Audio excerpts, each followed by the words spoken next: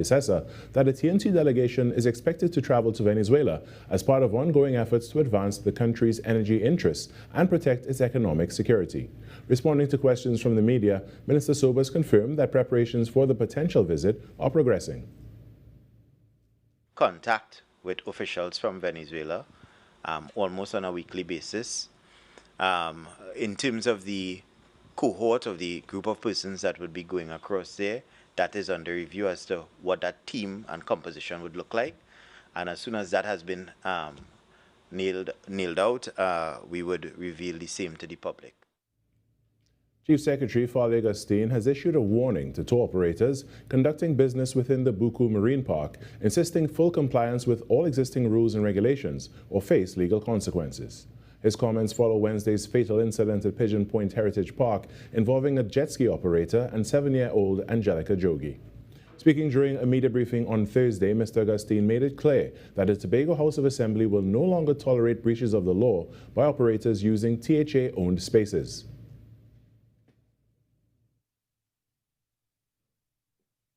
I don't care who among them operators vex, and I've said to the secretaries responsible that I tired of meeting, so I'm not going to meet with nobody. Lay down the rules that they have to follow by, or they cannot operate in spaces owned by the THA. Full stop. Who vex, loss.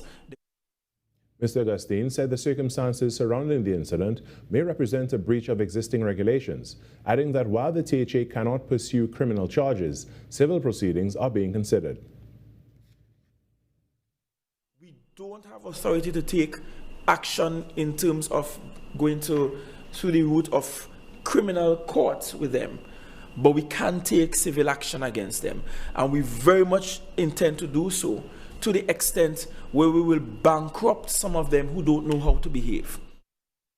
The Chief Secretary also revealed that stronger and more robust enforcement measures will be implemented within the next 2 weeks, but said the effort will require greater cooperation from law enforcement agencies. In sport now, national swimmer Jaden Mills has challenged the Trinidad and Tobago Carifta swim team to take the next step forward at the 2026 Carifta Aquatics Championships after the team finished second on the overall medal standing at this year's Games in Martinique. Mills was a part of TNT's record-breaking performance in the boys 15-17 4x100-meter relay team, who won gold while shattering the record formerly held by the Bahamas since 2019. We all put our best foot forward. And behind all the medals, that's what matters, giving out your all, and that's what we did. We may have come second, short, but it's about the effort and the mindset. As Rocky said, I believe that next year we can come out and we can probably dethrone Bahamas next year. We just have to believe, work hard, and stay focused. And that's what's making the news this morning. But joining us right now is the host of Trinidad and Tobago Today, Virmala Balkaran. Good morning, Virmala. Happy Friday. Good morning, Carrie. Happy Friday. We made it to the end of the week. We made it, just barely. Honestly, this was the longest week, and it was just a 4-day week. I know, right? You know, a lot of us in the office, like all week, we've been tired. Yes, there was so much happening in the area of news as well. Yep, I felt like it was a really draining week, especially with a lot of bad news. But, you know, speaking of that, Carrie, did you know that today is World Erase Self-Negativity Day? I love that. I learned, I'm today years old when I learned about that, but I love that, the whole premise behind it. So apart from all the bad news that we are consistently absorbing every single day, 80% of our thoughts running through the average mind, that is, happens to be negative, and that's really sad. Yeah, it really is. It's a really telling thing, because you see, self-talk is so important, and unfortunately, and I think it's because of external factors as well, that a lot of your self-talk tends to be negative. So we need to be a little less critical of ourselves and a little more loving. It's inspired by, of course, people around us that probably make us feel inferior in any type of way, or things happening in general. So hopefully today we can observe this day and celebrate this day by erasing self-negativity, by giving yourself, you know, something nice to think about this morning and telling yourself one good thing today. I am worthy, I am special, and I am the best version of myself every single day. The mind is like a field, right? And if you plant good seeds in it, good things will grow. If you plant bad seeds in it, thorns and thistles and these things will grow. So I think it's about planting a good seed from early on. So what's one good thing you're going to tell yourself today, Cari? Well, I can't tell myself I suddenly have hair and then I'll have hair, right? So. Oh my goodness. No, I mean, that's wishful thinking. But how about I am special and I am worthy? Yes, that is a good place to start. And a lot of people, they don't believe that themselves. So they need to start telling themselves until they believe it. Yeah, well, Cari, today we've got a packed show as usual for you to end off the week. Today we actually speak with the ambassador to CARICOM, Mr. Ralph Maraj, on the issue between CARICOM and Trinidad and Tobago. That's something to look forward to right after the break.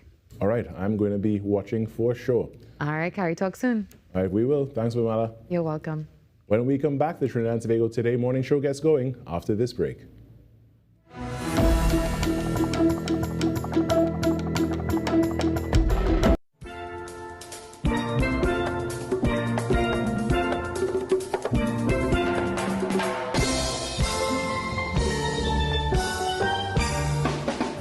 We want to actually show the audience what Trinidad and Tobago music is about.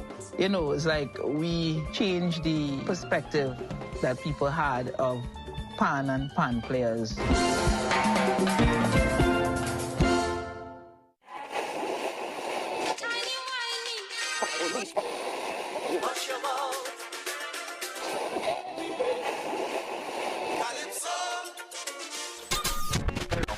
Since 1962, one sound has been living in the heart of Trinidad and Tobago, the longest running radio station in the nation.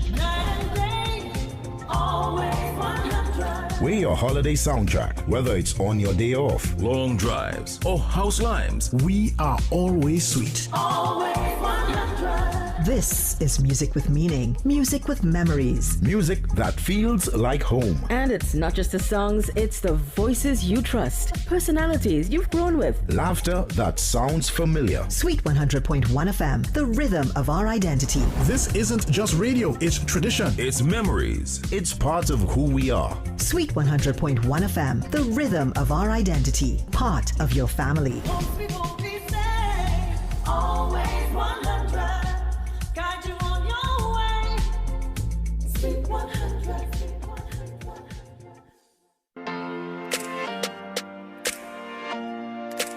Hi everybody, I am Leah. And I'm Dion. And we are the Duncans.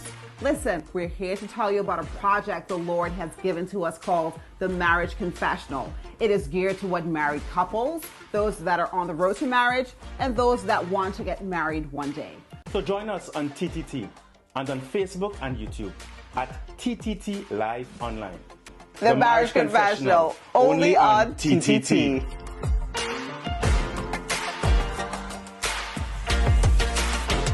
TTT News, every night at 7. TTT News, committed, accurate, relevant.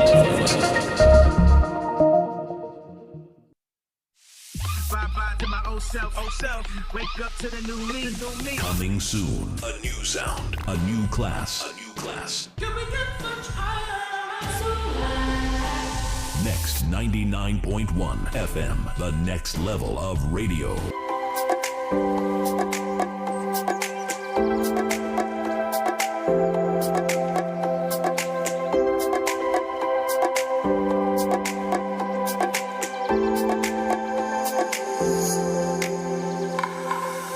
Friday, 10th April 2026. The time now, it is 6:09 a.m. Good morning, Trinidad and Tobago and the world.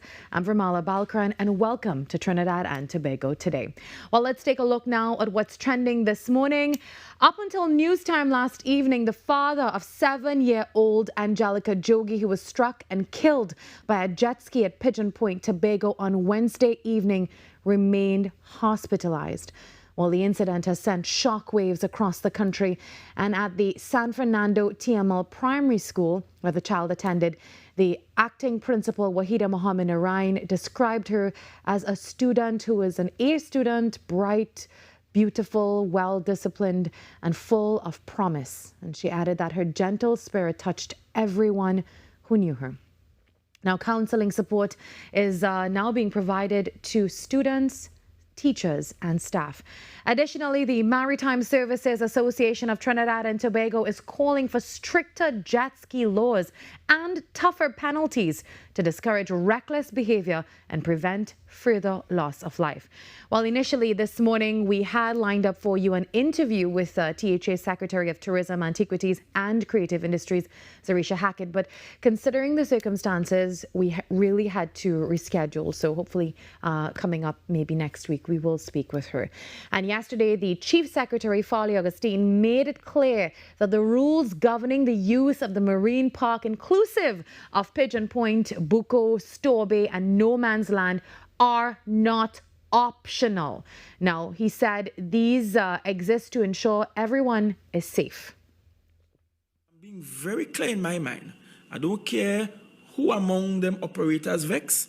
And I've said to the secretaries responsible that I tired of meeting, so I'm not going to meet with nobody. Lay down the rules that they have to follow by, or they cannot operate in spaces owned by the THA. Full stop. Who vex, lost. They could pack up the boat, pack up the jet ski and go home with it and let it dry rot, as far as I am concerned.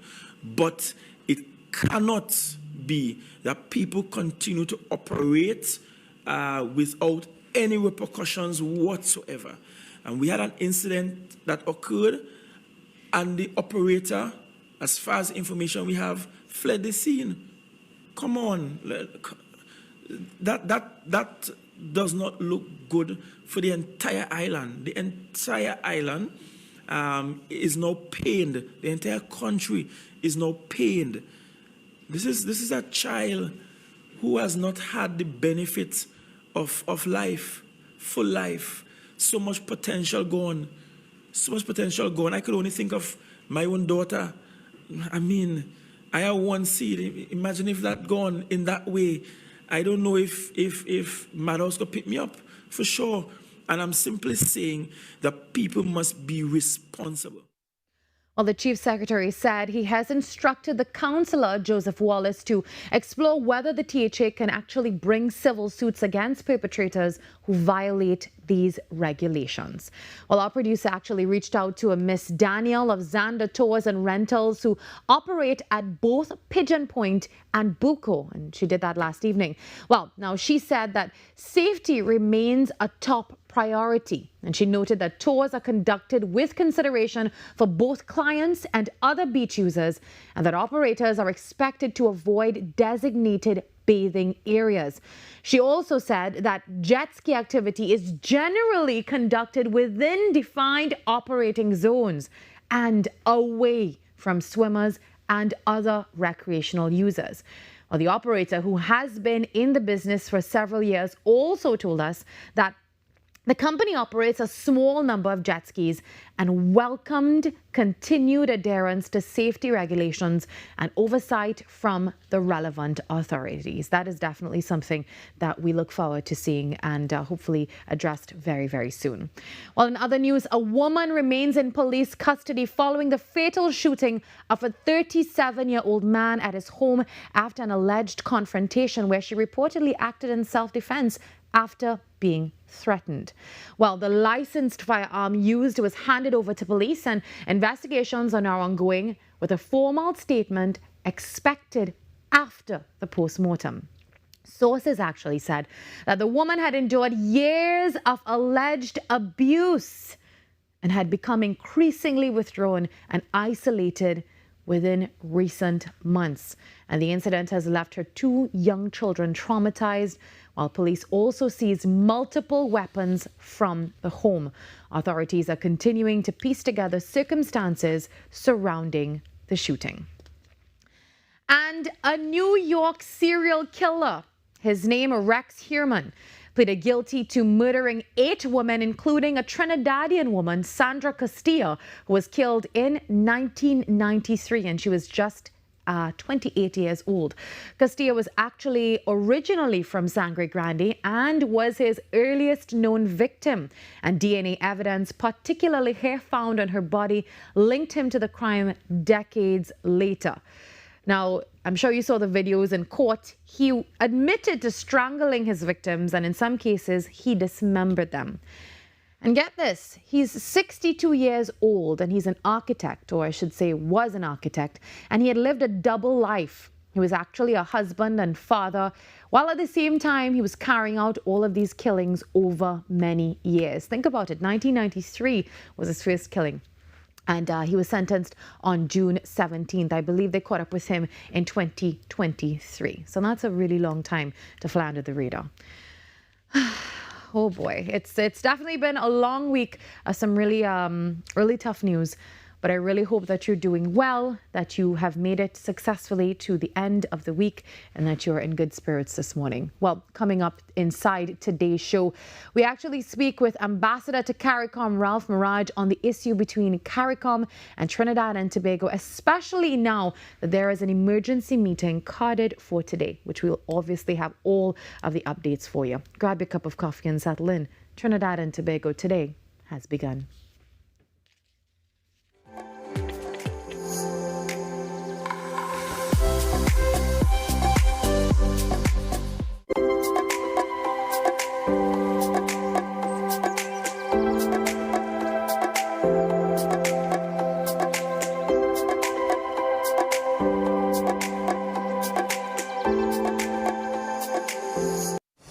City 91.1. Thought-provoking conversations, bold perspectives, voices you trust. Talk City 91.1. Bigger, bolder, and more powerful than ever before. Yes, Talk City 91.1 FM. A brand new era of talk radio is here. With voices you know, trust, and respect. Get ready for an all-new lineup of the very best in talk. Andy Williams, Rennick Smith, Stephen Reese, Mr. X, Derek Charbodi, Roland Stewart, Sharon Farfan, Sudath Prasad, Heavy Duty, Alex Asing, Karen Francisco, Cherry-Leen Lewis, Short Pants, and more of the voices shaping the national conversation. From hard-hitting current affairs to real community issues, culture, politics, social development, and the stories that matter most to you. This is where Trinidad and Tobago comes to talk. So I'll go right to on Talk City 91.1, where we're going to give you something new, something hot every day, Monday to Friday. Listen on 91.1 FM and connect on Facebook, YouTube, and TikTok. Talk City 91.1. Your city, your voice. Hi everyone, I'm Marissa Benin. Coming up, Jamaica, here we come. These women of vision are on a mission. Ride the waves and savor the flavor, otherwise known as spending quality time in Antigua and Barbuda. Fun times, plus the food that sets St. Kitts and Nevis apart, all available under one roof. Cue the entertainment and the food. It's Chinese Spring Festival time.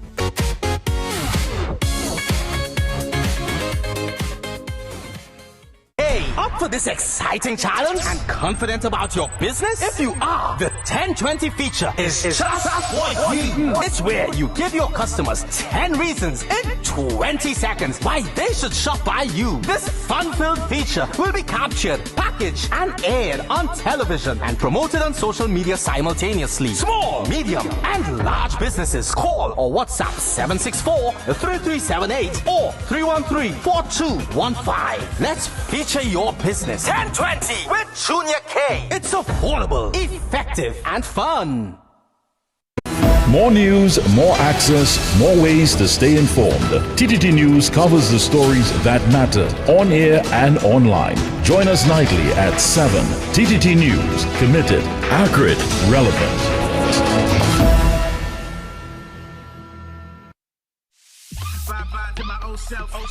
Wake up to the new me. Coming soon. A new sound. A new class. A new class.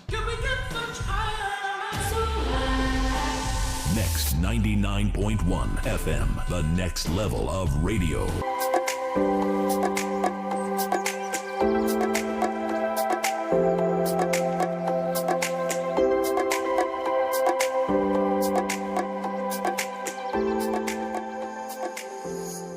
Just about 20 minutes after 6 o'clock. If you're just joining us, good morning and welcome to Trinidad and Tobago Today.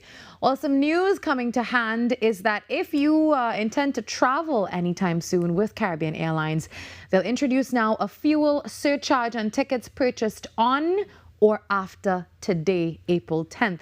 And this is, of course, due to rising global jet fuel costs.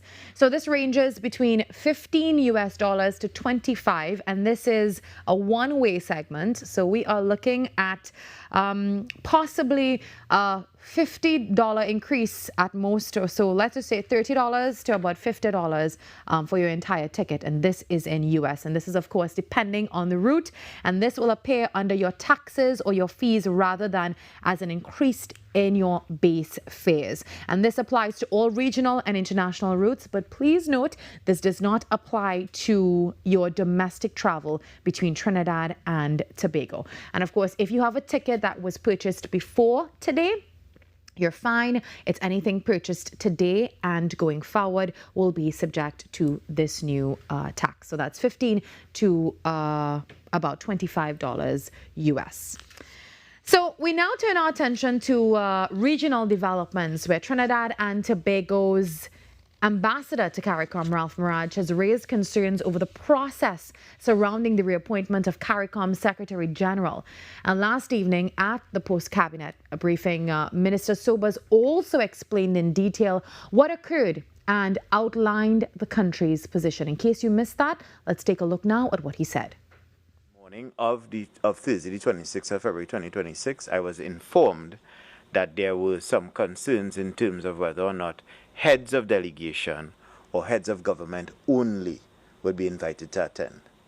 While we were trying to have that issue sorted out, we eventually received a message confirming the position that heads of government only would be allowed to attend, which essentially disinvited Trinidad and Tobago, me being the head of delegation, the Bahamas, their foreign minister being head of delegation, Antigua and Barbuda, their ambassador being head of delegation, because their prime minister would have, all of our prime ministers would have departed the Federation of St. Kitts and Nevis. When I received that message, I then telephoned the Secretary General to confirm the veracity of the message. She did. Well, the minister made it clear that Trinidad and Tobago's issue has nothing to do with Dr. Carla Barnett. An emergency sitting of CARICOM is expected to take place today to address the matter.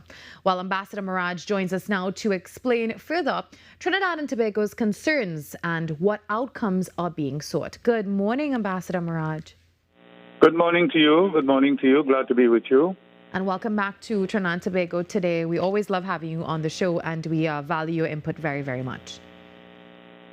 So, Maraj, we understand that there is an emergency CARICOM sitting today that will discuss the reappointment of the Secretary General. What are you hoping will come out of that meeting? Well, let me say, first of all, I'm very thankful that they are indeed having this emergency general meeting, emergency meeting of the heads. Because I think that I've called for the questions to be answered, the questions raised by Trinidad and Tobago, both through the Prime Minister, Mrs. Kamala Persad-Bissessar, and the Foreign Minister of Foreign Affairs and CARICOM Affairs, Mr. Sean Sobers. There seems to have been some irregularities, and the concerns from Trinidad and Tobago are profound and justified.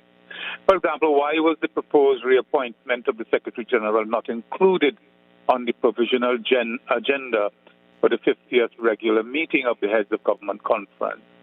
Why was it not considered during the plenary? And why was it addressed only during the Heads of Government retreat, when, in the absence of three leaders, their authorized representatives were excluded from the deliberation? And this is interesting because Minister Sobers says that he, as the head of the delegation, was prepared to go. And then on the morning of the retreat, he was informed that it was for heads only, heads of government only, not heads of delegation to be included. He's questioning that, and I think with justification. Also, why was the decision not announced at the final press conference? And why was it not included in the final communique? I think Prime Minister Drew, to be fair to him, has attempted to answer that question in a release to heads of government inviting them to today's meeting. But whether that is adequate or not is yet to be decided upon. The whole question is, was this decision taken in accordance with Article 24 of the revised Treaty of Sargassum, which requires formal consideration and appointment by the heads of government conference? These are some of the issues that have caused this, well, if you want to call it turbulence, which ought not to have happened. These are procedural matters that ought to have been sorted out very easily without, this, turbulence that has resulted. Because, of course, CARICOM has much larger issues to deal with. We live in a changing global environment. Geopolitical tensions are rising. Multilateralism is on the threat in the world today. So these are things that CARICOM must be prepared for, in addition to all of the issues that are on its agenda. And I'm hoping that today's meeting can sort out everything. Yeah. So what would you say should be the ideal resolution from Trinidad and Tobago's perspective at this stage?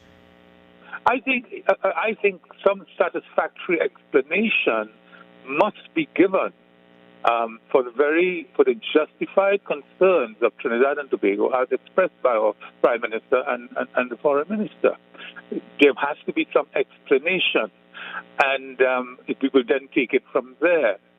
Should we have a reappointment of the Secretary General? Those are things for the heads to decide. Or should we open the process, reopen the process so that there could be other candidates? These are things that the heads must talk about to sort out the situation. Mr. Maraj, there was a serious procedural concern at the heart of all of this, and it's that the matter was addressed, well, it was suggested that the matter was addressed during a heads of government retreat where some delegations were effectively excluded. Why do you think this is a serious issue? And tell us exactly why this is such a serious issue and a serious procedural concern of the government of Trinidad and Tobago. Well, it's because there are two different points of view. I mean, those of us who have been omitted are saying that we shouldn't be omitted because if, for example, our foreign minister was representing Trinidad and Tobago, was the head of delegation in the absence of the Prime Minister, then he should have been included in the discussion. But a message apparently was sent to him on the morning of the retreat, indicating that this was for heads only, and ministers, even though are heads of delegation, need not come or are not invited to attend this meeting or to participate in this discussion. So there is an anomaly here. This has to be cleared up. What is the exact procedure as outlined in the revised Treaty of Sargassum for the election or the appointment, with a decision to be made with respect to the Secretary General? We should not be violating the Treaty of Sargassum in any way. And I think that, for me, is the key thing. And I would like to see what is going to happen as a result of the meeting. What are the persuasive arguments to be used to justify the procedure that was adopted? And how can these arguments refute Trinidad and Tobago's position? It should all be done very soberly, very maturely, within the confines of a heads of government discussion. Mr. Maraj, yesterday at the press conference, at the post-cap briefing, Minister Sowas actually said that multiple letters were sent to CARICOM seeking clarification, but there appears to have been a significant delay in the response. How concerning is that level of communication between the member states and the Secretariat? That is concerning. That is concerning. You have, at all times in CARICOM, you have what is called a leadership structure. You have the chairman of the conference, which in this case at this time is Prime Minister Drew.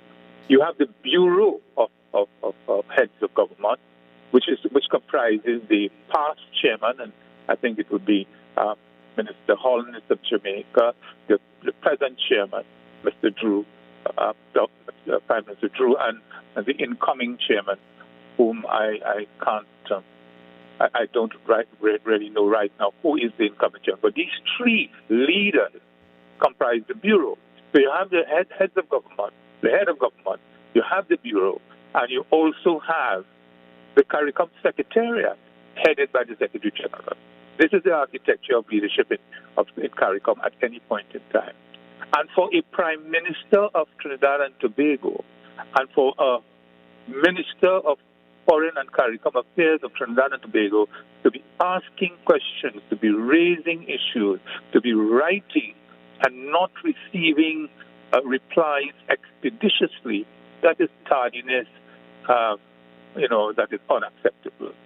So that one would expect that as a result of this experience, CARICOM, the machinery of CARICOM and the responsiveness of CARICOM would improve, especially when heads of government, whether through their own initiative or their own words and their own communication or the communication of their foreign minister is involved. So I would like to see that happen. And I really would like to see this situation ironed out as quickly as possible. Because as both our Prime Minister and the Foreign Minister have said, CARICOM, whilst we raise these questions, we should raise questions if we are concerned about matters. Whilst we raise these questions, we are committed to CARICOM. We are very committed. Trinidad and Tobago is absolutely committed to CARICOM. We contribute 22% of the annual budget. We are also the major beneficiary, really, of the CARICOM single market, earning, for example, in 2024, over $1 billion from our exports. And, of course, this supports employment and the economy of Trinidad and Tobago. Trinidad and Tobago is a major participant, has always been a major participant in CARICOM issues. We have led the way in some, we have cooperated, we have, endorsed and on various issues, throughout the history of CARICOM, the 52 years. And we have been a fundamental player. We were, in fact, one of the original signatories to the Treaty of Sargassum in 1973. So we are committed to CARICOM. There is absolutely no doubt about that. And it is because of our commitment and our concern that we will continue to raise questions whenever it is necessary, all in the interest of the improvement of CARICOM, which is dear to all of us. Over millions of citizens in the region are members. We represent these people in CARICOM, whether we take decisions for the internal workings of the integration process, or whether at international fora we take positions on their behalf. Take, for example, in Brazil recently, at the climate conference, CARICOM joined, Trinidad and Tobago as part of CARICOM also, CARICOM joined with other like-minded countries to ensure that financing from developed countries for the protection of the environment should be increased and should be forthcoming. And, we joined with others over and over at that conference, and we succeeded in getting an increased contribution from the developed world to protect the environment. And let it not be forgotten, we are considered ground zero. We in the Caribbean region are considered ground zero by the United Nations with respect to environmental disasters. So we need that. So here is a perfect example of CARICOM working together and joining with other like-minded organizations and countries in representing the millions of people who are members, who are citizens in this integration process of which we are a part. Mr. Maraj, before we wrap up, can you tell us, we know what's the ideal resolution and what you hope to see from this meeting. What should be the ideal solution or resolution coming out of this meeting? But what do you expect and what do you wish to see more than that coming out of today's CARICOM meeting? I would like to see the harmony returned. I would like this to be just a storm in a teacup, I would like to see the harmony returned to CARICOM, because, I mean, that is the only way. We are supposed to be a community, and that is why our founders deliberately called it a Caribbean community. That is what CARICOM means, the Caribbean community. And you know what community suggests: friendliness, family, togetherness, cooperation. It is not that it is going to be perfect. No, hardly any multilateral organization is perfect in the world. Like, take, for example, United Nations, the European Union, the Organization of American States. They are critical, as CARICOM is. They're not perfect, but they are critical for the people that they represent. And so, cooperation, collaboration, harmony, the feeling of family must be maintained in CARICOM. I was the foreign minister for 10 years of CARICOM, and I know that family feeling and how important it is, especially when you are abroad, representing the people who put you there, representing the people, especially when you are abroad, negotiating, dealing with other organizations in the interest of your own people and your own organization. So that is what I would like to see return, the feeling of community, which is really what we are based on. We have common historical experiences, common cultural experiences. We have played cricket together and everything else. Our carnival is now, throughout the Caribbean. So that here we have examples of that community feeling, which we should ensure it's strengthened at all times. Thank you very, very, very much, Ambassador Maraj, for joining us this morning. Thank you very much for the opportunity to speak. Have a great day today. The time now 6:37. Just a reminder, if you are purchasing tickets with Caribbean Airlines today, well, they added a fuel surcharge starting today, April 10th. Now, this is happening for tickets purchased from today onwards, nothing before today. So the fee is going to range from about $15 to $25 per one way, depending on the route, of course. And this applies to regional and international travel, but not domestic travel. Not domestic travel. Please note that. And tickets, again, bought before today will not be affected.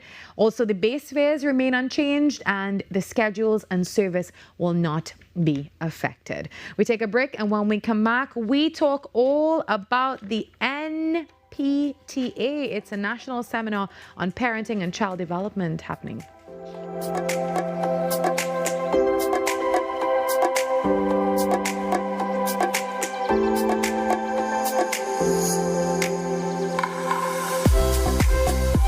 Every client deserves expertise, integrity, and guidance they can trust. At Camino Realty International, we deliver integrated real estate solutions, sales, rentals, property management, and project development. Driven by excellence, transparency, and innovation, we protect value, create opportunity, and build lasting success, because real estate isn't just about buildings. For more information on our services, log on to CaminoRealty.com or follow us on social media at Camino Realty TT. Camino Realty International, elevating lives one property at a time. Embrace life with Guardian Life. Every step is one step closer to live easy. Embrace life with Guardian Life. Life, health insurance, and pension solutions.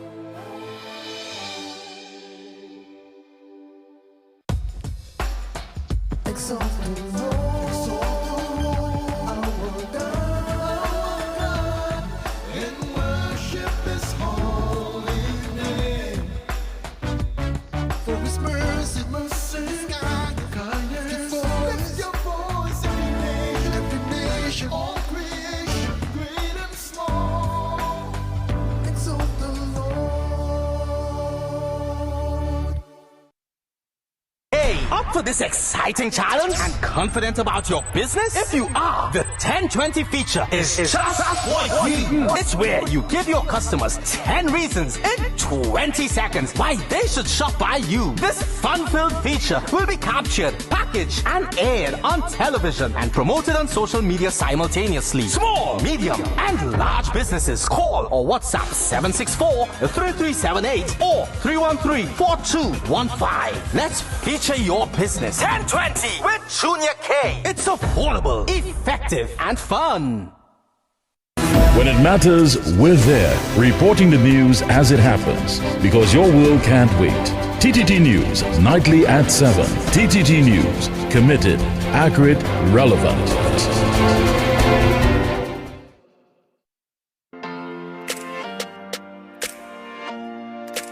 Hi, everybody. I am Leah. And I'm Dion. And we are The Duncans. Listen, we're here to tell you about a project the Lord has given to us called the Marriage Confessional. It is geared toward married couples, those that are on the road to marriage, and those that want to get married one day. So join us on TTT and on Facebook and YouTube at TTT Live Online. The Marriage Confessional, only on TTT.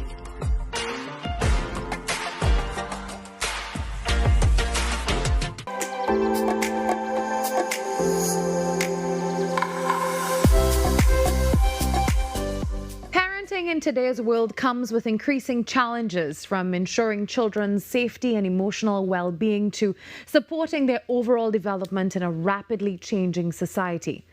Recognizing this, the Ministry of Homeland Security, through its Policy and Community Support Office, in collaboration with key national organizations, is hosting a national seminar on parenting and child development. And the initiative is focused on empowering parents and caregivers while strengthening families and promoting safe, supportive environments for children. Well, the seminar brings together stakeholders, professionals, and parents to engage in meaningful dialogue and to share knowledge, build resilience within families and communities. While joining me this morning to talk about this important initiative are NPTA President Walter Stewart and the TTAP President Victoria Sunarayan Jilal Singh. Good morning to you both. Good morning.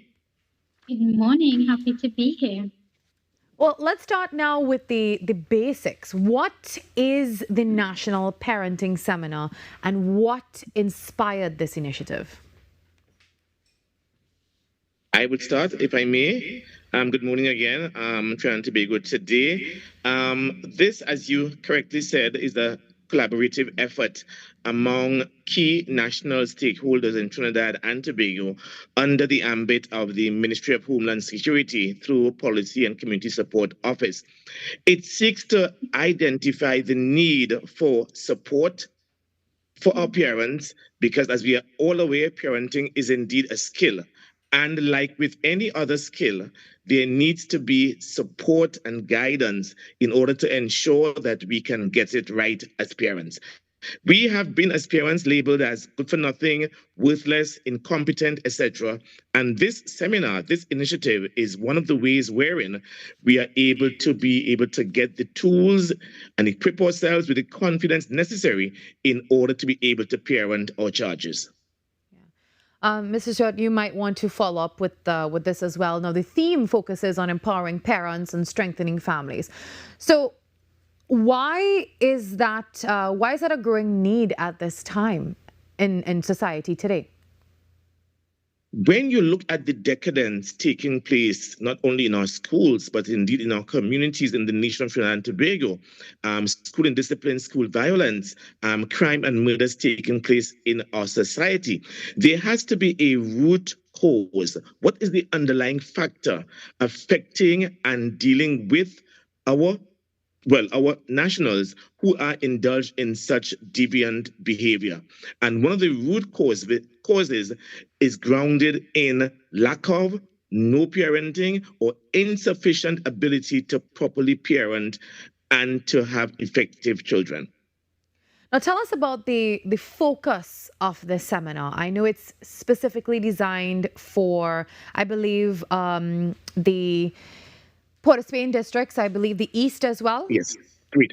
Yes, certainly. This particular seminar is the launch pad for several other seminars that we propose to have throughout the length and breadth of Trinidad and Tobago. So we are starting with the Port of Spain and the Environs Education District or Region, and also the St. George East Educational District or Region, with the intent to be able to, as I said, have it through the length and breadth of Trinidad and Tobago. As you said, the emphasis is on empowering and supporting our parents and our caregivers, because there is that dire need to ensure that we are able to empower our parents to parent their children. I want to also put in a plug here as well. It shouldn't only start at this point in time, at this age, but we are also looking at antenatal care as well. When the mothers are going to the public health institutions to be able to receive and get antenatal care, that parenting support and guidance should also start there, because parenting is sacrosanct. Parenting is something sacred, and the parents need to know what they are going into as a parent. We also see there's a collaboration with several organizations in this. Ms. Sunarayan Jalal Singh, you are also a part of this initiative. So tell us about your role in all of this. Absolutely. So, our society is inflamed, if I may use that terminology, and we need to heal Trinidad and Tobago. And Trinidad and Tobago has such richness and so many corners. Our culture is so rich, our diversity, everything about how we are. We bring flavor, we bring joy, we bring excitement, but we have this information that's permeating sectors. And we have recognized that one of the ways to treat the bigger problems like violence and criminality that come much later on is to focus on parenting. And in order to do that, we must understand the biopsychosocial model of how children grow up, how parents grow up. And what I may say in a nutshell, if I had to say one phrase about this seminar, is that we are going to try to heal parents and equip parents with the tools that they need to heal their own children, in the hopes that a healed family network or system is going to extend to heal the school system, the community system, the environment, and hopefully soon the society. Yeah. And can you tell us about, the intentions for the seminar going forward? I know that this will be the first in a series, so what can we expect going forward? Right, so we are looking at delivering something that is similar throughout Trinidad and Tobago, sharing this knowledge. And it's not just interacting with parents in various districts, but it's also going to be identifying any particular challenges that they may face, so that we can try to assess the necessary resources that we would require. We then, and that is why it's a collaborative effort, we then would go to all the various stakeholders and see out of which arm we're going to be able to collect these resources. For far too long, we've been blaming each other. We've been saying the education system is flawed. We've been saying the social systems are flawed.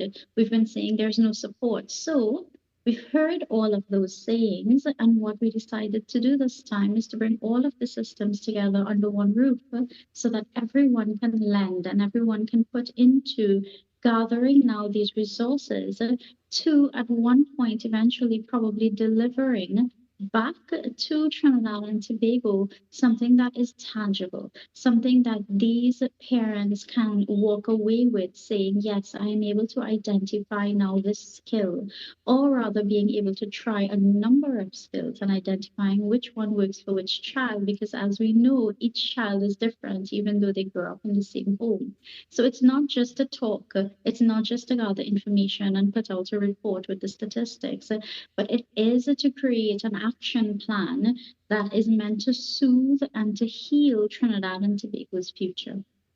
And how can people attend this seminar or participate in this seminar?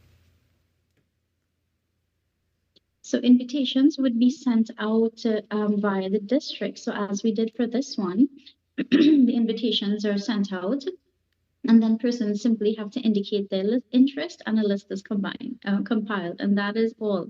So when we go to other districts, invitations as well will be sent out to the parents, and then they decide that this is something that I think is going to be helpful for me, I want to go. I dedicate and I commit to be better myself so that my children can be better. Mr. Stewart, what message would you like to send to parents or caregivers about why they should attend the seminar? This is extremely important to all of us as parents. As I said before, the country is in a state of decadence. The country is in a state of needing help. And this is one of the mechanisms, one of the measures whereby that help and that support can be attained by being able to equip our parents with the tools necessary, the knowledge necessary, the skills necessary, and the confidence, most importantly, necessary to be able to parent, guide, and support your very own child and children in your home. This should also filter as well into the community. I want to also remind us it takes a village to raise a child, and this might be the restart of the re-emergence of that thought, that concept, where it takes a village to raise a child. Thank you very much, both of you, for joining us this morning, and best of luck in this initiative and going forward. Thank you very much. Thank you very, very much. A time check for you this morning in case you are probably rushing through the door, maybe trying to get out of the house and about to stream us live on the go. It's just about 9 minutes before 7 o'clock.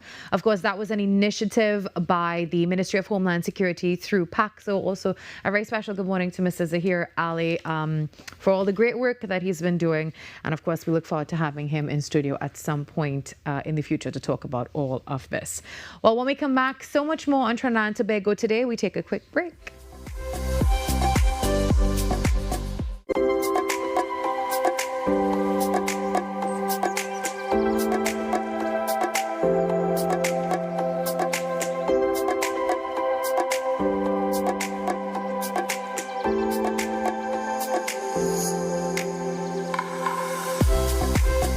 Every client deserves expertise, integrity, and guidance they can trust. At Camino Realty International, we deliver integrated real estate solutions, sales, rentals, property management, and project development. Driven by excellence, transparency, and innovation, we protect value, create opportunity, and build lasting success. Because real estate isn't just about buildings. For more information on our services, log on to CaminoRealty.com or follow us on social media at Camino Realty TT.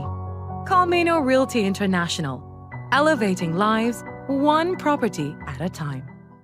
Pinal, here we come. Community outreach, a look at government services, social and family support, youth culture programs, public and utilities assistance, youth programs and networking, community outreach. This Saturday at the MIC Pinal Technology Center, Clark Road, Pinal, 10 a.m. to 4 p.m. Over 30 government agencies making a difference in our community. Community outreach, powered by Prime Minister Kamala Prasad Bisesa.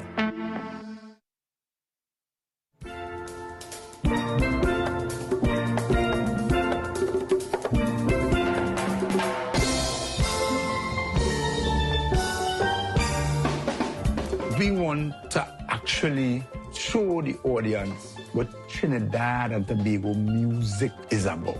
You know, it's like we change the perspective that people had of pan and pan players. If it matters to you, it matters to us. We report the news, real stories in real time. TTT News, nightly at 7. TTT News, committed, accurate, relevant. Up for this exciting challenge and confident about your business? If you are, the 10-20 feature is just what you need. It's where you give your customers 10 reasons in 20 seconds why they should shop by you. This fun-filled feature will be captured, packaged, and aired on television and promoted on social media simultaneously. Small, medium, and large businesses call or WhatsApp 764-3378 or 313-4215. Let's feature your business. 1020 with Junior K. It's affordable, effective, and fun.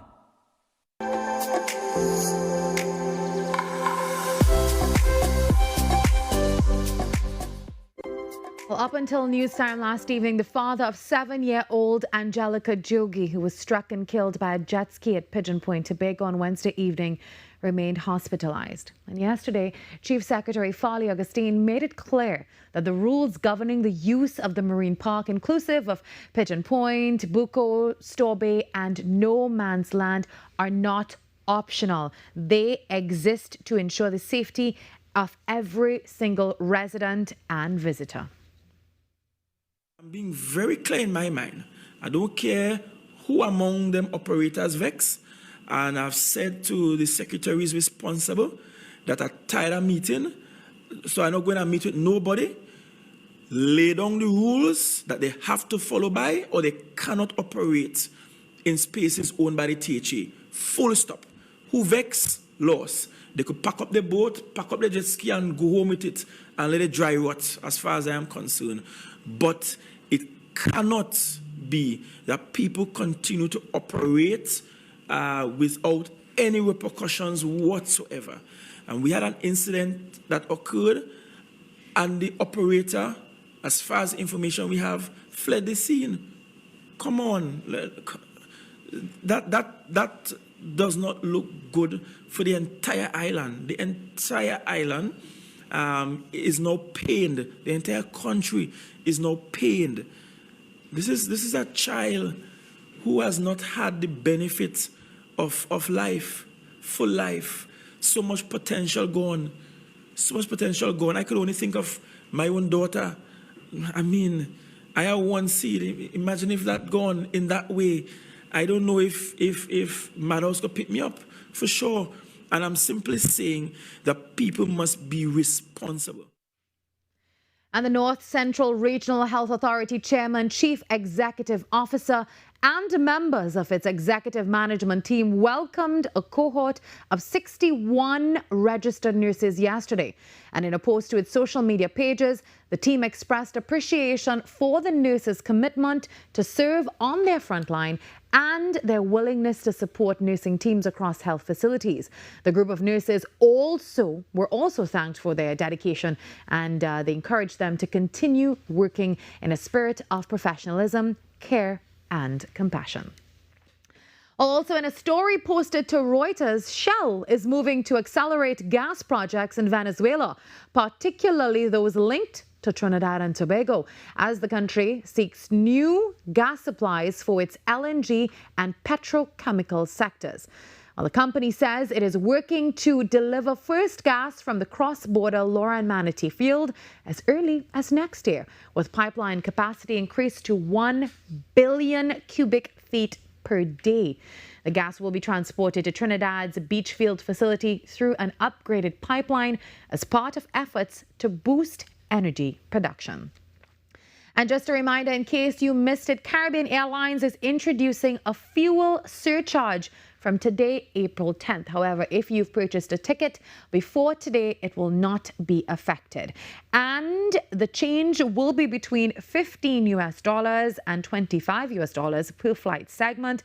So that's, of course, depending on the route. And this will apply to all regional and international travel, except domestic flights within Trinidad and Tobago.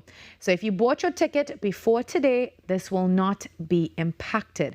And the airline is continuing to tell us that there is no change in schedules, overall service, or, of course, your base fares. I do believe this will be reflected in your taxes and not necessarily in your base fares.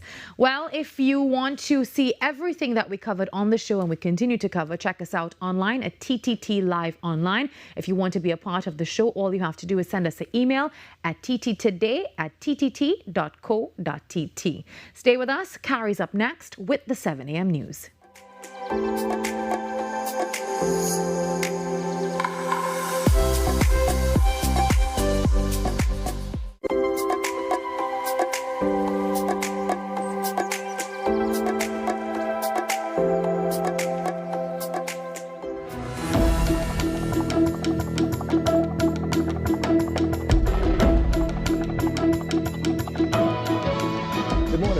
TTT News Update. I'm Carrie Roberts. Making the news at this time.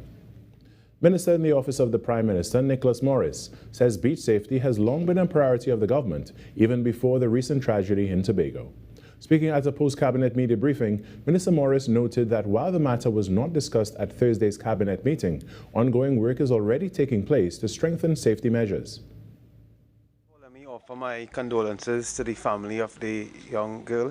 It is a very, very sad and unfortunate issue. It was not discussed at cabinet, but I know Minister Sturge and all the colleagues are in discussions on improving beach safety, and I could say that beach safety has been a discussion and a priority of this government, not just because of this instance. And I use my own constituency as an example. Back in February, it was Carnival Friday, Minister Sturge would have done a press conference where he announced certain measures to speak on beach safety, on lifeguards and so on. A jet ski incident claimed the life of 7-year-old Angelica Jogi of Barrackpore, a student of TML Primary School. Relatives say the child was within a designated bathing area near the perimeter rope when the jet ski breached the barrier and struck the family. A 32-year-old man has since been taken into custody in connection with the incident. Switching gears now, it was a heartfelt joy as South residents saw the introduction of 6 new fire tenders. They welcomed the equipment as a much-needed boost to emergency services. The new vehicles are expected to significantly enhance the response capabilities of the Trinidad and Tobago Fire Service in areas that have long felt underserved and vulnerable.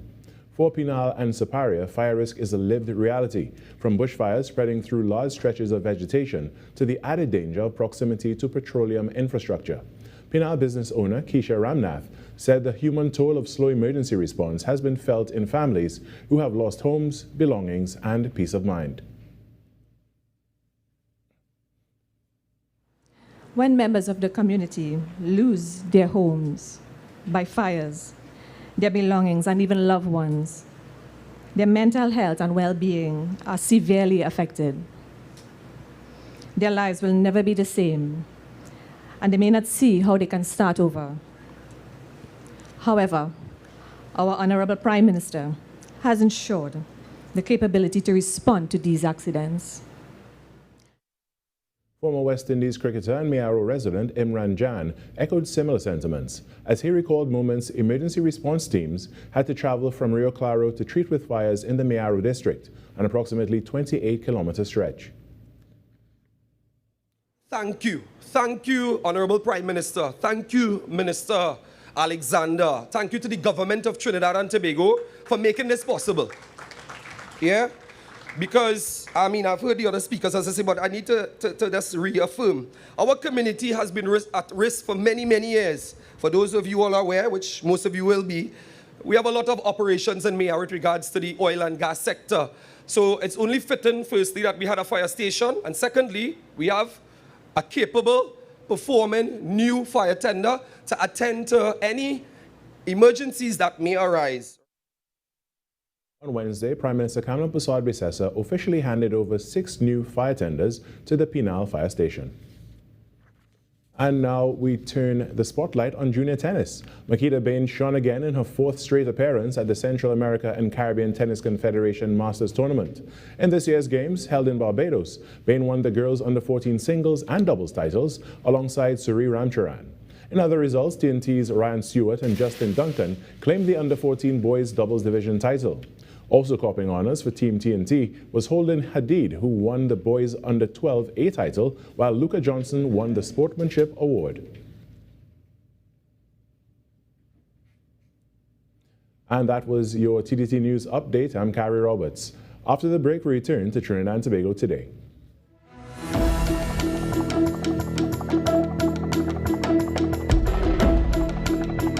Hello everyone, I'm Pastor Lisa Singh from Heavenly Grace Ministries in New York, and I want to take this opportunity to invite you to join me right here every Sunday morning at 6:30 a.m. It has been a fantastic 2026 so far, and the Word of God has just been unraveling in ways that we can only imagine. So I don't want you to miss out. Remember, every Sunday morning, 6:30 a.m. right here. Looking forward to being with you. The plays that shake the arenas. The stories that move a nation. From football to cricket, track to tennis, every win, every rivalry, every headline. This is where Trinidad and Tobago come for sports. TTT Sports. Committed, accurate, relevant.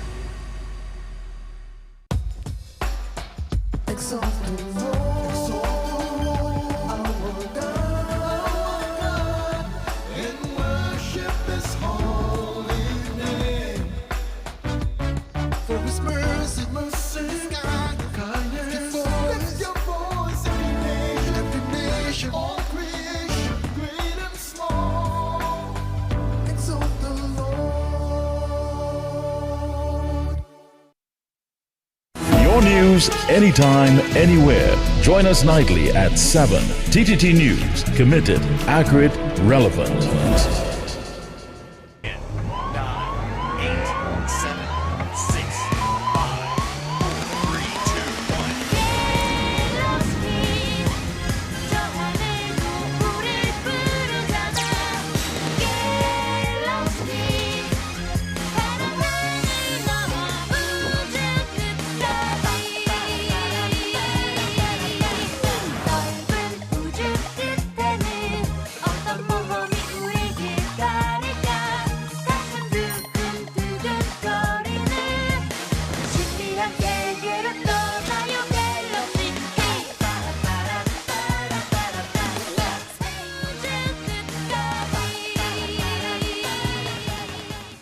Hi everyone, I'm Marissa Benin. Coming up, Jamaica, here we come. These women of vision are on a mission. Ride the waves and savor the flavor, otherwise known as spending quality time in Antigua and Barbuda. Fun times, plus the food that sets St. Kitts and Nevis apart, all available under one roof. Cue the entertainment and the food. It's Chinese Spring Festival time.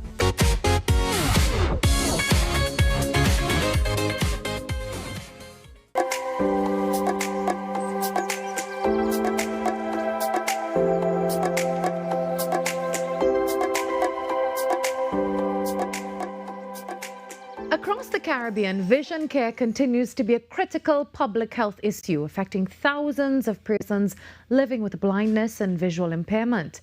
Access to eye care services, early detection and ongoing support remain key challenges, but also opportunities for meaningful regional collaboration. For decades, the Caribbean Council for the Blind and Visually Impaired has played a leading role in advancing eye health and support across systems across region. Now, with new leadership and a renewed focus, the organization is looking to strengthen its impact even further. Well, joining us this morning is Bhawani Prasad, the newly elected president of the Caribbean Council for the Blind and Visually Impaired, to discuss the way forward for vision care in the Caribbean. Good morning, Mr. Prasad. Good morning to you. Good morning to our listeners and viewers wherever you may be in this place called Earth, or on this place called Earth. Congratulations on your election. Thank you. And what does this new role mean to you at this stage of your journey?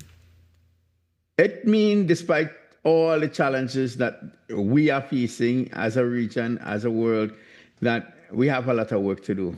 The Caribbean Council for the Blind have been in existence for almost 60 years. In fact, I am proud to say as a Trinbagonian that the journey started here in Trinidad and Tobago way back in 1967. And we came a long way. We provided a lot of services for persons who are blind and visually impaired in the region through the various national organizations. The CCB is basically an umbrella organization. So we work with member agencies in several countries of the region, in most of the CARICOM region and the French Antilles as well. So we have done a lot of work there, and we intend to do a lot more once funding becomes available, because like most our NGOs and other agencies, funding is the biggest challenge. Mr. Prasad, why is vision care such an important issue across the Caribbean right now? Because eye care and blindness prevention is crucial to what we do. In fact, we know only too well that the main common causes of blindness and visual impairment are diabetes, cataract, glaucoma, and to some degree, retina detachment. So we have to continue focusing on this. But that is not all, because in some of the organizations, in our own organization here in Trinidad and Tobago, one of the two existing, PAVI, we say blindness is not the end of the world, but the beginning of a new chapter of your life, or a new phase of your life. So we strongly adhere to that, and this is why rehabilitation or adjustment to blindness is also important. So, you know, it goes hand in hand. Blindness and eye care prevention goes hand in hand. And what are some of the biggest challenges, in your opinion, facing persons who are blind or visually impaired in the region and Trinidad and Tobago specifically? Employment continues to be one of the greatest bugbear, but I have to say that within the last 2 decades or so, there are more opportunities for employment now that there has ever been, because there are a lot more students or persons who become blind as children have the opportunity now to be mainstream, to be integrated into the system. But the attitudinal barrier still remain, where, you know, people see the disability before the ability. So we are working towards changing that dynamic, where people see the abilities before the disabilities, and we owe credit to technology that blind persons can use effectively their various technical devices, including computers, telephones, etc., and be able to function as near normal as possible. I know that the Eye Care Caribbean initiative is also a great part of your work. Tell us about that. Eye Care Caribbean is to work with government and non-governmental agencies in ensuring that persons who are losing sight have the benefit of eye care. And we have, in some countries of the region, we have Eye Care Guyana, Eye Care Jamaica. We have a massive program in Antigua and St. Lucia. And, you know, we can only go by spreading this around the region as far as humanly possible, working with the ministries of health and all eye care providers. On the topic of eye care services, Mr. Prasad, how accessible do you think eye care services across Caribbean countries are today? Well, you know, with everything else, there have been improvements, and I'm glad when I recently heard that the Minister of Health is going to improve the eye care delivery services, especially for cataract surgery. You know, for many years, people have complained, not just here in Trinidad and Tobago, but the region, that the waiting time for cataract surgery could be months, could be years. And I'm happy to know that our ministry here in Trinidad and Tobago is making efforts to correct that. Cataract surgery in the private healthcare system costs $20,000, $30,000, you know, and the hospitals are providing it for next to nothing or free. But at the same time, you know, there are costs attached to eye care prevention, like cataracts. You know, you have to apply, you have to get the necessary fittings, etc., to put into place, and that's a costly exercise in itself. But we hope that, you know, the waiting time for these services, for these surgeries, can be minimized as far as humanly possible, because a cataract is curable. In the other sectors, glaucoma, you can maintain what you have. It's not reversible, that you can get back full sight. Diabetes continue to be a tremendous factor in how people obtain eye health, in terms of taking care of your whole health system, so that you could avoid diabetes as far as is humanly possible. But it is one of the major leading causes of blindness in Trinidad and Tobago and the region. So as we always say, an ounce of prevention is always better than a pound of cure. And finally, Mr. Prasad, what are your main priorities now as the new president moving forward? Well, basically, the Caribbean Council for the Blind and Visually Impaired has a 10-point plan. We want to enhance the delivery of services. We want to encourage more and more blind and visually impaired persons to take their meaningful place in society, through all kinds of initiatives. We also want to enhance teacher training for specialist teachers in eye care and blindness prevention. We used many years ago to do face-to-face training, but we now have to resort to a lot of online training. And in fact, most of our courses are now online in teacher training and adjustment to blindness and other services. So that's the way the world is traveling. We have to travel with it. And as we say, as the Trinidad and Tobago motto says, together we aspire, together we will achieve. Thank you very much, Mr. Bhawani Prasad, and we look forward to hearing of all the great work that you will do as the president. Thank you very much, and it's nice to be on TTT. All right, have a great day. The newly elected president of the Caribbean Council for the Blind and Visually Impaired, Mr. Bhawani Prasad.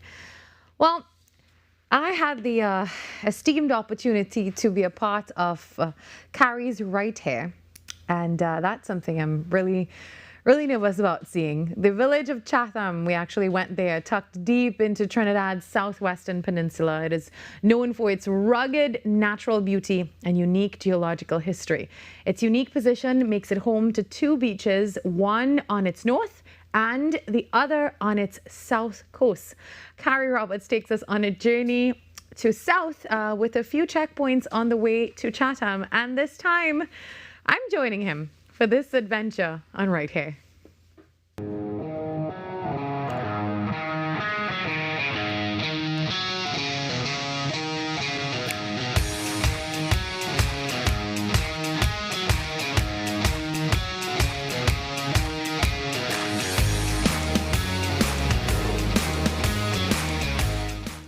All right, so all the time I've been begging Virmala to come along with me on a trip to somewhere in the bush.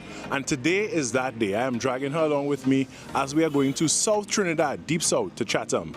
Now, in South, the geography is a little bit different, and I'm looking forward to seeing what the coast is like, because believe it or not, Virmala is the one who told me about the beach down there. Yeah, and the only condition is that I get to navigate.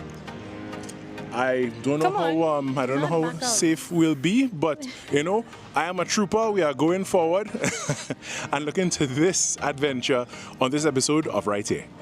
Some say it's about the journey, not the destination. But if you're lucky, you get value from both. Starting in Port of Spain, the drive to Chatham is a long one, but there are many points of interest along the way. And Virmala wouldn't be Virmala if she didn't insist on a stop in Caroni for a very special reason. Yeah, this is non-negotiable. So we try to come here almost every day to feed the cats. So it's just about maybe 30 plus cats. So we drop off some fresh water and some food for them. So we wanted you to be a part of the experience today, and also it's on the way. So yeah, I mean, if anyone wants to do the same thing, there's 30 cats, 1 chicken, and I believe 2 dogs. Yeah, they're chicken. You have such a big heart for animals. I really love that, and I would encourage everybody, you know, if you're on the way and you happen to have some food that you could give these cats that people just tend to drop off and dump off really in the area, and it's a sad situation, maybe you should give a helping hand where you can. Traveling further south, the trip takes us to another point of note. Well, we are currently at checkpoint number 2 on our way to south, and we're standing on a very old bridge. Carrie, where are we? We are standing on the Godino Bridge, right here just south of the Mosquito Creek, and it is that bridge that spans across the Godino River and meets with the sea, the Gulf of Paria. It's one of the historic sites. No, this is not the original bridge. The Godino Bridge traces its roots to a time when the river was a vital transport route for Trinidad's agricultural economy. An iron bridge first stood here in 1851, later replaced by a Bailey Bridge in 1930. Cocoa and sugar once moved along this river and its canals towards the Gulf of Paria, linking inland estates to coastal trade. In 2018, a new dual carriageway became part of the highway extension serving southwestern communities. The Bailey Bridge was disconnected from the main roadway but remains accessible via the Show of Peace cremation site. Next stop, Chatham. The community is divided into Chatham North and Chatham South. Guided by a promising YouTube video, we head toward Chatham North, hoping to find a scenic beach with an adjacent park. Almost immediately, we're enveloped by lush rainforests as the Chatham North Trace pulls us into its embrace. The drive is serene and deeply immersive. A constant breeze, birdsong overhead, and the rustle of leaves as lizards dart across the forest floor. Eventually, the road ends abruptly at the coastline, but there's no park in sight. All right, guys, so here is checkpoint number 3. We're trying to find Chatham North Beach. Now, we are in Chatham North, and we are at a beach, but it didn't look anything like what we saw online. So we think like we probably made a wrong turn somewhere. But that's all part of the fun. And what do you think, Virmala? You think we'll find it? Well, I was navigating, so I mean, I told you you shouldn't trust me. That says a lot. Wow, I tried my best, and we did, see some really nice things, and it's a beautiful trail to get here as well. All right, so now we're gonna head back in and see if we can find the real Chatham North Beach.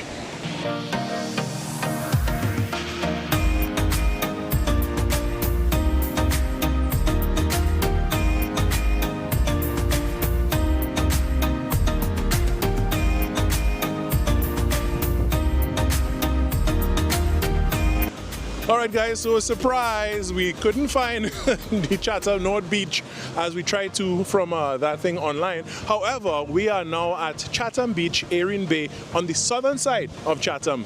And Virmala, thank you for bringing us here. Yeah, I'm so happy that I was able to navigate so well. I mean, you should let people know that I'm really good at that.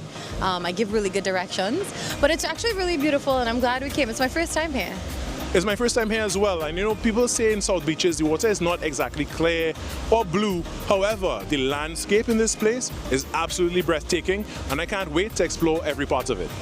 What this beach lacks in clear waters, it more than compensates for in raw beauty. Mile-long stretches of golden sand, multi-hued stones stacked at the tide line, dramatic cliffs flanking the shore, and forest-covered hills rising sharply in the distance. White-crested waves roll in rhythmically, drowning the space in calm.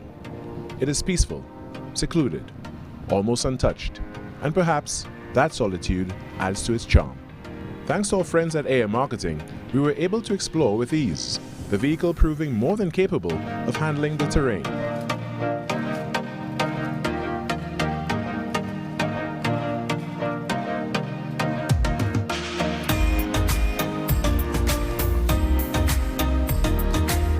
A short drive east revealed bare cliff faces marked by coastal erosion, a quiet reminder that even landscapes this strong are temporary. Ahead, acres of coastline stretch out, framed by forests and softened by sea breeze and rolling turf. Moments worth savoring.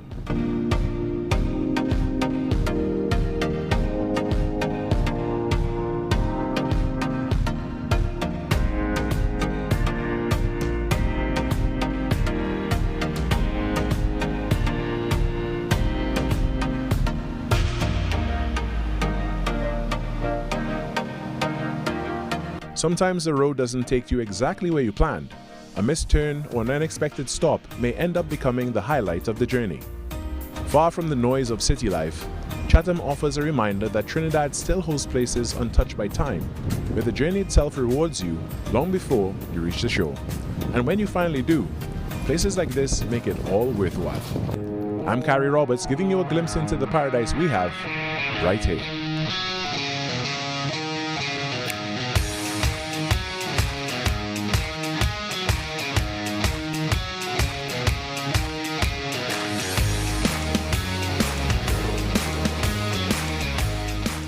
This segment was brought to you by Caribbean Glass Specialists Limited, with over 65 years in business, delivering superior quality aluminium windows, doors and shower enclosures, along with complete glass and aluminium solutions for residential and commercial spaces, with supply and installation across Trinidad and Tobago and exports throughout the region. Craftsmanship you can trust. Now, I'll just let you know that I did not lose anyone. I was navigating and I used all the information that was given to me. So I did not lose Carrie or the team, just so you know. Well, even after the Easter weekend, the effects of Sargassum continue to be felt along many of our coastlines. So what should be a relaxing beach experience for many is still being affected by large buildups of decaying seaweed, unpleasant odors, and growing concerns about the environmental and health impacts. But beyond the inconvenience, sargassum remains a serious and ongoing national issue. It affects tourism, fisheries, and coastal communities across TNT. To address this challenge, a coordinated national response is now underway through the National Sargassum Task Force, which has been working to develop long-term solutions, including a draft national sargassum management policy. Well, joining us this morning to talk all about it are Dr. Rahana Juman, the National Sargassum Task Force Chair, and Dr. Ryan S. Mohammed from the National Sargassum Task Force as well. They're going to help us understand the situation, what's being done, and how the public can get involved. Good morning to you both. Good morning. So first things first, a lot of people probably did not know that there was a National Sargassum Task Force. What exactly is this task force and how did it come about and when was it formed? So, good morning again. So back in since 2011, we've been having a large amount of sargassum washing up on our beach, which is quite unusual. And in 2015, it became really phenomenal. It was so much impacts and so forth. And we started taking activities to address the sargassum on the beach, but it was ad hoc, using equipment that were not even appropriate and that sort of stuff. So to assist us to help coordinate among the different agencies that have responsibilities for like cleanup and so forth, and the task force was formed, and it's basically to coordinate management, which includes the collection, the removal, the disposal, and even the valorization or commercialization of the sargassum. So that's the main focus of the task force, a multi-sectoral committee made up of people with different within different agency as well as NGO to work together to address the sargassum issue in Trinidad and Tobago. What is the current situation with the sargassum at this point along the coastlines? So, okay, so the sargassum along the coastline, we've had increasing landings of sargassum within the last few years. In fact, it was felt it was seasonal. Now it seemed to be occurring sporadically, but at increasing volumes and frequencies. Do you know? Right? Do we know why this is? Well, there's a number of theories. So sargassum always came up on our beaches. So you have two types of sargassum. You have the ones that float and the ones that are attached. So we've always had, we've had 8 species of sargassum, which is a brown seaweed, recorded here in Trinidad. But since 2011, we've noticed 2 particular species, which is the floating sargassum, and that was usually associated with the Sargasso Sea. But what happened, and it's a combination of climate change and change in currents and waves and so forth, the sargassum ended up in an area called the near area, which is the North Equatorial Recirculating Ring, which is basically between Africa and South America mainland. So the theory is that it's a combination of change in climate change, warmer waters, change in circulation. Then you have some upwelling that bring cool, nutrient-rich water to the surface, as well as nutrients that are coming in from land-based sources of pollution. So it's a combination of those things that are really fueling the sargassum. And unless we address those issues, it is going to be our new normal. It's going to happen. It's not going to stop. At least that's what's being forecasted. And what are the main impacts, the ecological or even the ones to livelihood of this situation? So firstly, the fishermen, they are affected because they have issues taking the boats out to sea, landing the catch, as well as even deploying the gear, the fishing nets, even the lines. So from fisheries perspective, it is a major issue. Ecologically, it is a big problem as well. We have problems with nesting turtles, the juveniles going out to sea, the hatchlings, as well as the adults coming in. It smothers coral reefs, and it also smothers other coastal ecosystems as well. The sargassum itself is an ecosystem. You have juvenile fish in the past that would use sargassum as nursery grounds, and it will move with the currents. So we have to be very careful in the way we manage and treat sargassum, because it is both an ecosystem, but it is also one that is affecting tourism as well as the fishery sector, among other livelihoods and persons residing in coastal nearshore areas. Are there any health risks associated with this for humans or animals? Yeah, so there's a couple of things. When the sargassum decompose, it creates hydrogen sulfide. That's the really rotten, bad smell. And of course, that could be impactful to human health. You also have, like, when you have a lot of sargassum on the beach, many times you have a lot of flies and other insects and so on, you know, that is within the sargassum. And the other thing that we have to take into consideration is that, as Brian said, when the sargassum is out in the ocean, it's a habitat. It's providing a lot of ecosystem services, including sucking up a lot of pollutants, including heavy metals. But when it ends up on our beach and it becomes a nuisance, there's also the threat of heavy metals in the sargassum. So, of course, we have to be careful where we dispose of it, because we don't want that heavy metals to get into our water sources and so forth. Yeah. So let's talk solutions now. The draft National Sargassum Management Policy. Tell us about that. Okay, so the policy was one that was drafted by the Sargassum National Task Force, and it incorporates a lot of various state agencies, but also it's one that was designed to show some degree of management, collection of the sargassum, as well as where it might be disposed. So we have various stakeholders as well as the public. We would be doing 2 pilot sites, one in Guayaguayare area and the other one in Speyside. But also right now, the main issue is we have to get the information out there for the public to be aware of the draft policy, so that we could then go to the next step, which is actually valorization and commercialization of it. Because the sargassum is a resource. It is an ecological problem, but we have to start to treat it as a resource, because it is one that it is the new normals. Okay. No, we've heard about turning this into a resource. Explain that for me, because that is interesting.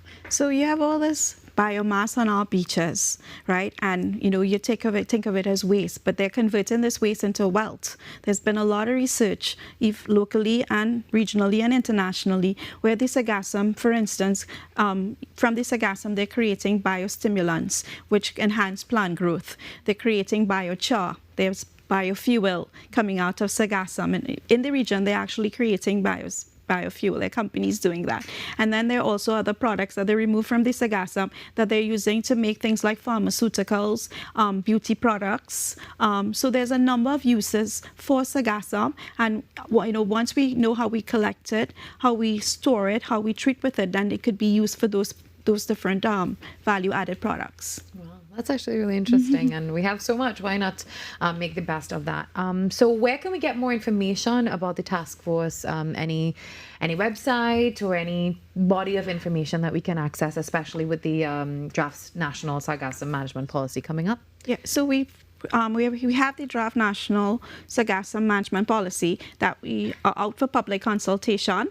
The policy, again, as Ryan said, is about collaboration, environmentally responsible treatment, as well as economically beneficial approaches to management. And it gives you, in terms of the best, we looked at what is the best practices for collection, near shore, onshore, disposal, and so on, and it's provided in the policy. And the policy can be accessed through the IMA Institute of Marine Affairs website, www.ima.gov.tt.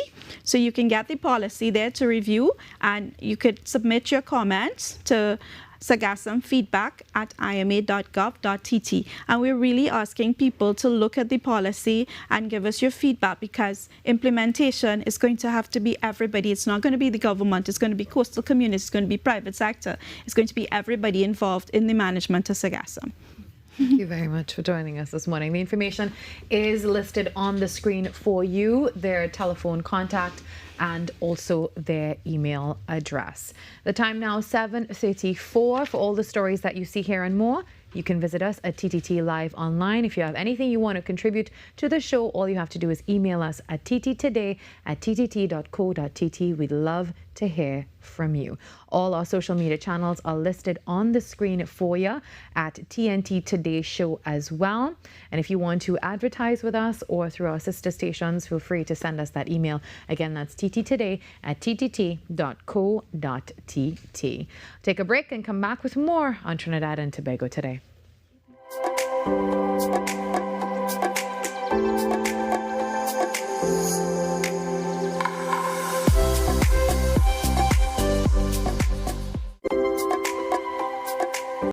Every client deserves expertise, integrity, and guidance they can trust. At Camino Realty International, we deliver integrated real estate solutions, sales, rentals, property management, and project development. Driven by excellence, transparency, and innovation, we protect value, create opportunity, and build lasting success. Because real estate isn't just about buildings.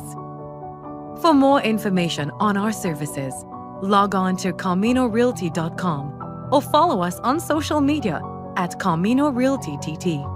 Camino Realty International, elevating lives one property at a time.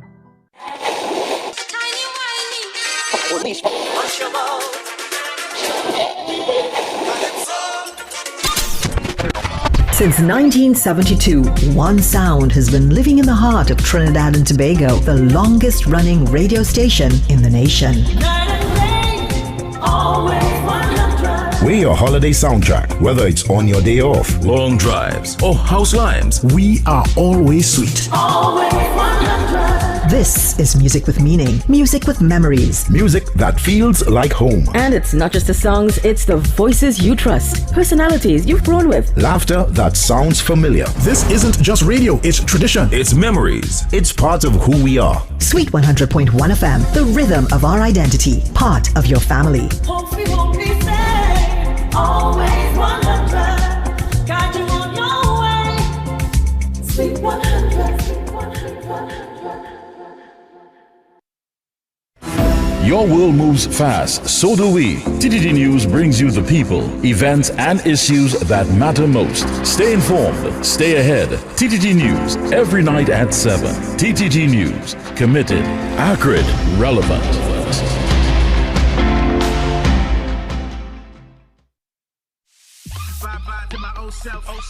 Wake up to the new me. Coming soon. A new sound. A new class. A new class. Can we get much higher?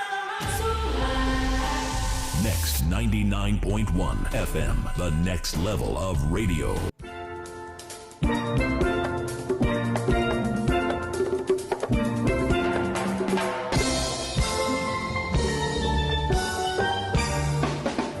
We want to actually show the audience what Trinidad and Tobago music is about. You know, it's like we changed the perspective that people had of pan and pan players.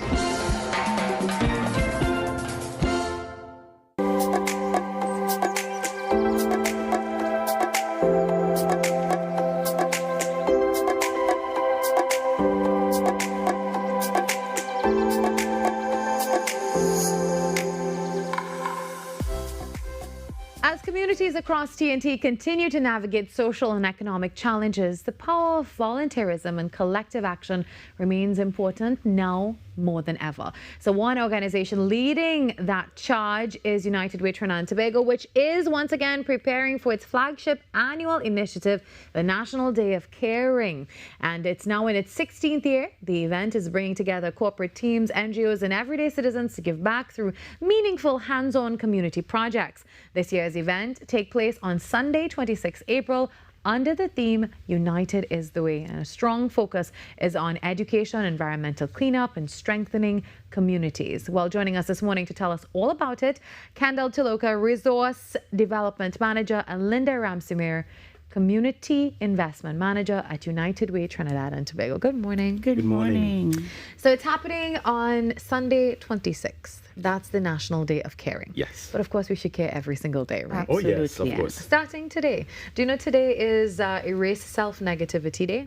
Oh, that's very important. Yeah, so self-care is also very important. Very fitting interview as well. So let's start with the basics. What exactly is the National Day of Caring, and why is this such an important initiative?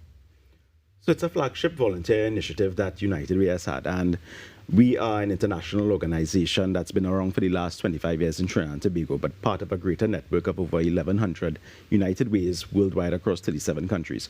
But what we all have in common is this flagship volunteer initiative whereby we get all of our corporate partners, their employees, to come out and give back to the community. Now, the employees typically give through donations to United Way, but we try to connect them directly to their beneficiaries through these volunteer efforts. And it's 16 years.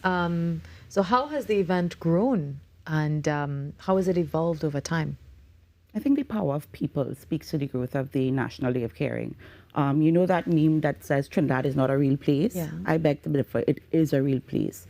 Trinbagonians are inherently giving, caring, and the Day of Caring creates that opportunity for them to give back and feed into their communities, into their schools, into the environment. Well, tell us about the theme, United is the Way. What's the message you're hoping to send with all of that? Well, what we believe is that we can't go anything alone. And it's only through partnerships between ourselves as nonprofits, the corporate sector, as well as the government, that we'll be able to move or have any change or positive change throughout Trinidad and Tobago. And that is the importance of the United is the Way theme. And what types of projects can volunteers expect to be involved in on the 26th of April? Or even for the celebration of this? Yeah, I think there are a range of projects. So we have from school rehabilitation that requires painting, gardening projects. We have some environmental projects as well. And we're pushing for individuals as well. If there's a project in your community to come together, it could be the collecting of your garbage as a central point, working in partnership with your corporations. Is really just getting out there and giving back, and supporting those. So individuals can be involved, Absolutely. not necessarily with a company. Absolutely. As it says, Day of Caring, it's a collective action, coming together. And there's some footage now on the screen, I think from 2023's National Day of Caring. Is that correct? Yes. Absolutely, yes. And these are the volunteers? Yes, correct, from various companies. They're at the St. Mary's School. So how can people get involved? Well, they could reach out to us. Our number is 717-8630, and you could reach out to us at unitedway@uwtt.com. When you connect with us, we actually have a list of projects that we have curated from primary schools, some secondary schools, a lot of community-based organizations, as well as children's residences who have reached out to us with their proposals. And what we do is that we partner up or we share these listings with our corporate partners, and they could figure out, what best aligns to their CSR initiatives so that they could find a valuable way to give back. And what is the most important thing you want the public to know about this special day? So while the Day of Caring is April 26th, United Way has projects all throughout the year that are available for corporate entities to take up and to be part of, and we welcome everyone to participate in this wonderful initiative. And how have, what kind of impact has the Day of Caring had on communities or individuals that you know of? There's a lot of positive, I think, ripple effects that it has had. We have seen companies undertake projects for multiple years. So let's say they may, connect with one school and they take them through a couple of years, partnering with them so that they could see that valuable impact over time. Children residences, the same thing.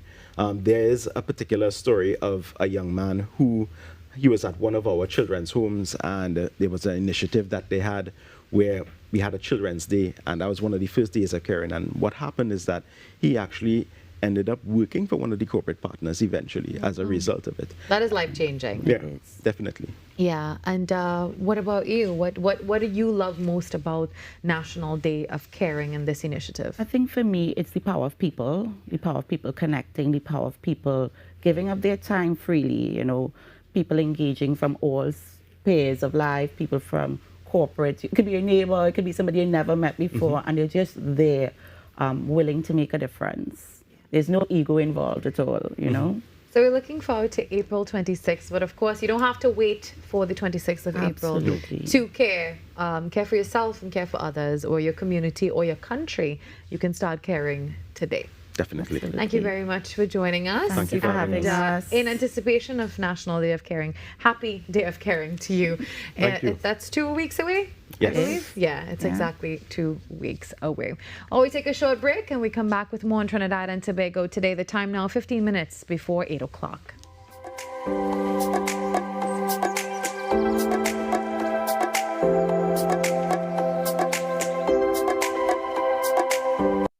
Pinal, here we come. Community outreach, a look at government services, social and family support, youth culture programs, public and utilities assistance, youth programs and networking, community outreach. This Saturday at the MIC Pinal Technology Center, Clark Road, Pinal, 10 a.m. to 4 p.m. Over 30 government agencies making a difference in our community. Community outreach, powered by Prime Minister Kamala Prasad Bisesa.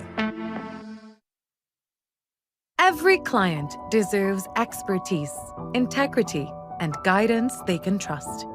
At Camino Realty International, we deliver integrated real estate solutions, sales, rentals, property management, and project development. Driven by excellence, transparency, and innovation, we protect value, create opportunity, and build lasting success. Because real estate isn't just about buildings. For more information on our services, log on to CaminoRealty.com or follow us on social media at Camino Realty TT. Camino Realty International, elevating lives one property at a time. Bye-bye to my old self. Wake up to the new me. Coming soon. A new sound. A new class. Can we get much higher? Next 99.1 FM. The next level of radio. Hi everyone, I'm Marissa Benin. Coming up, Jamaica, here we come. These women of vision are on a mission. Ride the waves and savor the flavor, otherwise known as spending quality time in Antigua and Barbuda. Fun times, plus the food that sets St. Kitts and Nevis apart, all available under one roof. Cue the entertainment and the food. It's Chinese Spring Festival time.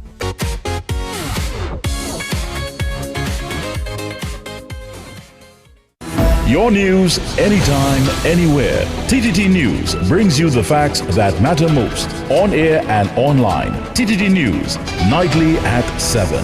TTT News, committed, accurate, relevant.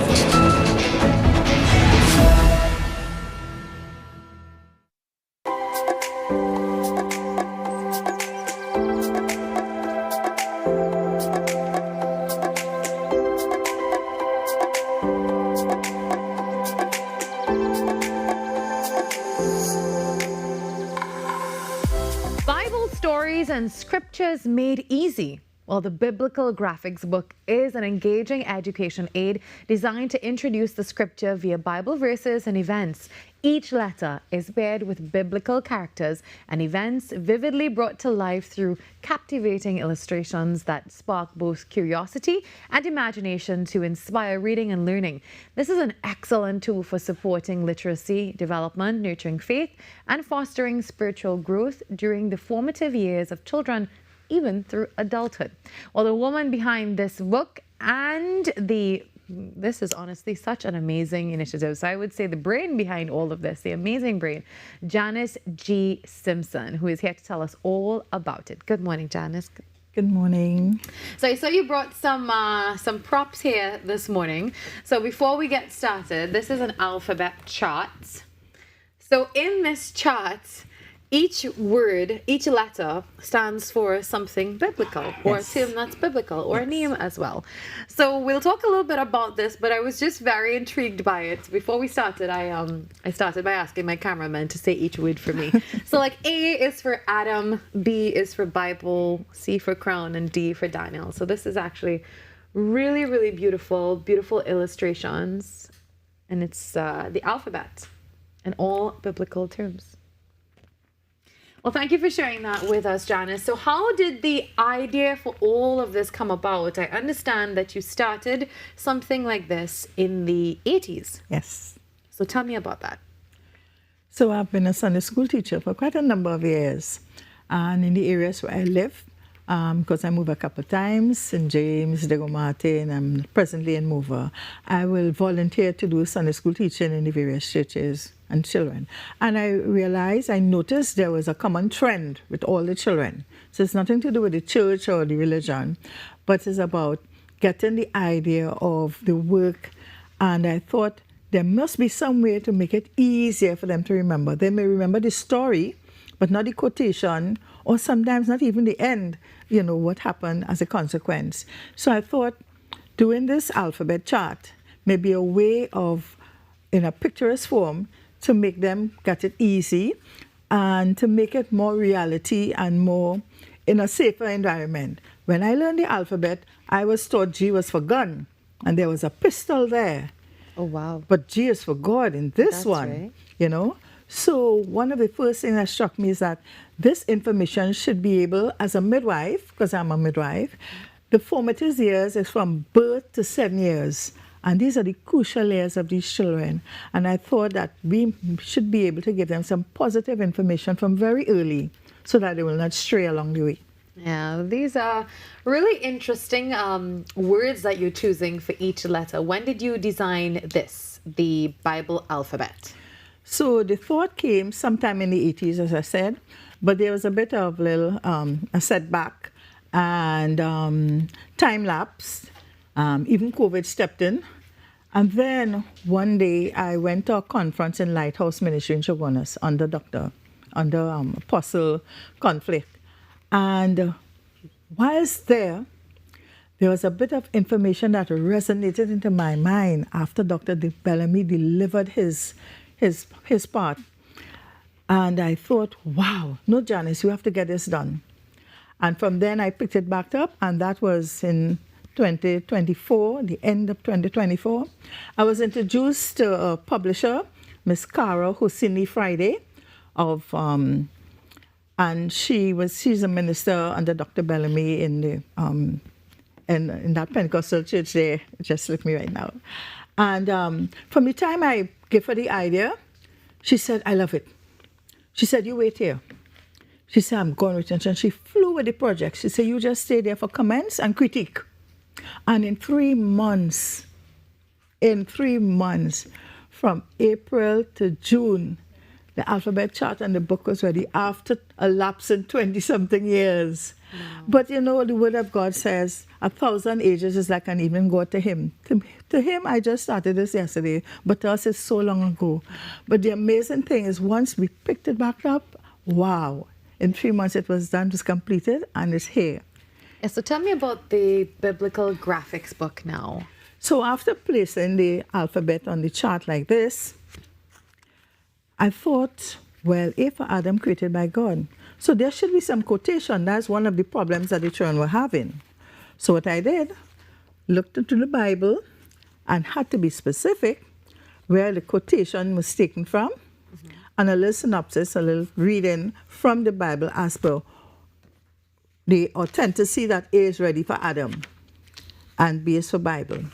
And what I try to do in putting the scripture is that we want to highlight the virtue of obedience and the consequences of disobedience. A classic example is in one of L for Lot, where Lot was given specific instructions. Take your family and run, do not look back. But his wife looked back and she turned to a pillar of salt. So that sometimes they remember the story, yes, but what was the end result? What happened? And so I think it's to be able to jog their memories or to make them aware that, yes, when you do things, something will happen, but then you have to live with the consequence. So I tried putting this together. It took some time. And as I said, after Mrs. Charo got the information, it was like clockwork. Wow. And what has the feedback been like? Oh, lovely in that the book is also on Amazon, and I got a couple feedback that it is an amazing book. The thing is, we can use the chart as a quiz, as a family get-together. Who walked on the water besides Jesus? Who climbed the sycamore tree? So it could be a quiz, it could be fun, it could be laughter. And for haircut, whose hair was cut, And so that it becomes a quiz, a family interaction. Yeah. You know. I actually, as soon as they brought it on the set, I asked my cameraman. I said, "A is for." Come on, Sayo. A is for Adam, that's right. And B is for Bible. So it's honestly a really good activity as well. And it's really healthy for families and not just children. No. But of course, families. Entire Actually, families. one important aspect, when I first thought of it, I had children in mind. However, I realized for my colleagues, I am now a member of Daybreak Assembly. Oh, they welcome me with open arms. And presently, I'm a member of the Women's Ministry in Daybreak, and the president, Miss Sarah Moore, and others, member of the executive, comes up with ideas. They place us in groups, and you have to come up with a topic to share with the rest. And actually, presently, we have a topic going on, and I found the book to be very helpful. I will not really reveal which letter because they will get the answer too quick. And we'll be able to use this book come on our presentation to give them the final answer of one of the questions after we make our presentation. So I realized it's not just for children, it's for adults, anyone who wants to read. Yeah. Actually, if you don't like to read like me, with all pictures, this gives a good, with all the pictures and the graphics, it makes you want to read and see what happened next. Okay, and for Noah, okay, what happened after he come out? It gives you that zeal to want to go and to see what next. Yeah. And the book has proved to be very, very helpful to some people who are late reading and so on, because it's picturesque and the writing is clear. The quotation is easy for memory, for memorizing. So what's next for you, Miss Sampson? What are you doing next? Any plans to continue this work, or just going to enjoy, the satisfaction that comes from knowing that products like this exist? So, following this, different thoughts start to flow because they have to work with the Spirit. And I thought of first getting scriptures that, that involve the ladies, or involve scriptures that involve the men, to see that we both have our part to play. Yes. And that is not just like for story time. This paints a good foundation in any child.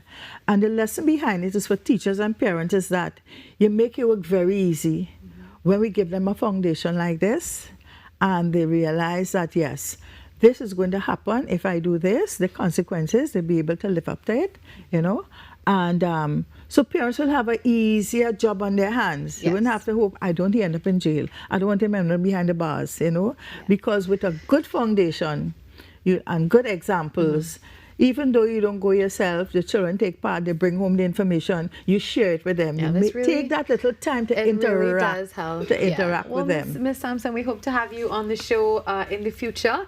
We're out of time this morning. It's been a really, really, really long week. We hope that you're going to get some rest this weekend and keep up with everything happening on TTT Limited. Carrie's up next with the major network news.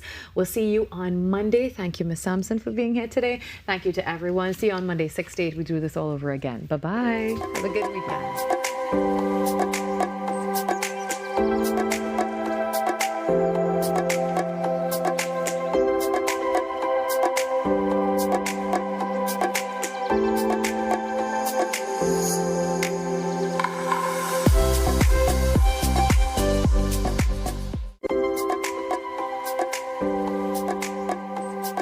From all over Trinidad and Tobago, Anil wrapping roti at lightning fast speed. Sandra nailing every order in her hardware. Lisa, who is in sync with style. There is no buffering at her boutique. And Dr. Alex filling prescriptions with care.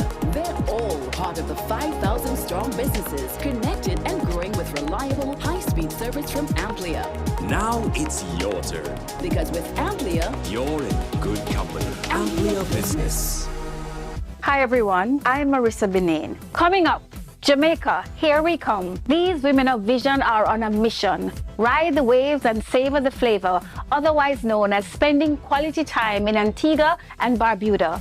Fun times, plus the food that sets St. Kitts and Nevis apart, all available under one roof. Cue the entertainment and the food. It's Chinese Spring Festival time.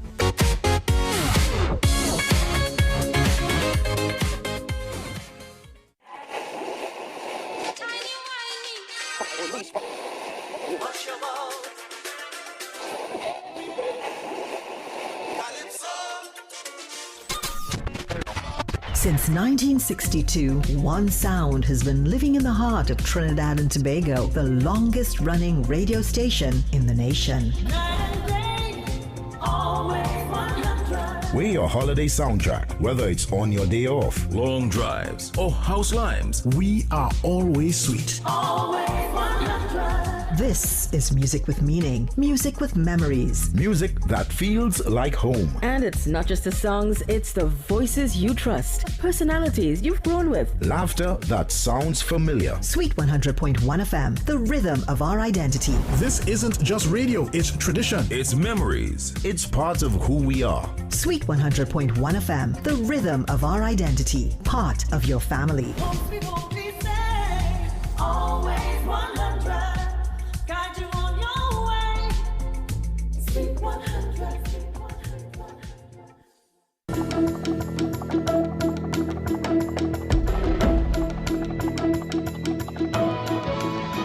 Good morning. This is your TDT News Update. I'm Carrie Roberts. Making the news at this time.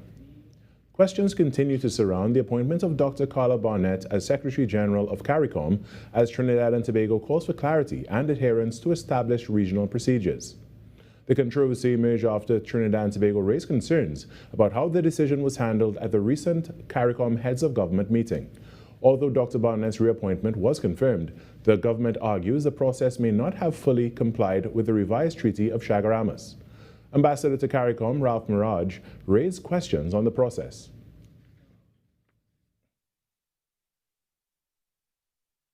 For example, why was the proposed reappointment of the Secretary General not included on the provisional agenda for the 50th regular meeting of the Heads of Government Conference? Why was it not considered during the plenary? And why was it addressed only during the Heads of Government retreat when, in the absence of three leaders, their authorized representatives were excluded from the deliberation? And this is interesting because Minister Sobel says that he, as the head of the delegation, was prepared to go. And then on the morning of the retreat, he was informed that it was for heads only, heads of government only. Mr. Maraj highlighted that the matter was reportedly addressed during a Heads of Government retreat, a setting from which some authorized representatives were excluded. An emergency meeting of CARICOM heads has since been convened to address the issue, with Trinidad and Tobago seeking a full explanation and, if necessary, a reopening of the process. I think some satisfactory explanation must be given for the justified concerns of Trinidad and Tobago as expressed by our Prime Minister and the Foreign Minister. There has to be some explanation, and we will then take it from there. Should we have a reappointment of the Secretary General? Those are things for the heads to decide. Or should we open the process, reopen the process so that there could be other candidates? These are things that the heads must talk about. The outcome of today's discussions is expected to determine the next steps in what has become a pivotal moment for regional governance. In other news, strategic advisor and former Energy Industries and Finance Minister Conrad Enel cautions that financial crimes are outstripping existing institutional safeguards. Criminals are adaptive, data-driven, globally connected, which means the speed of financial crime is now outpacing traditional compliance methods.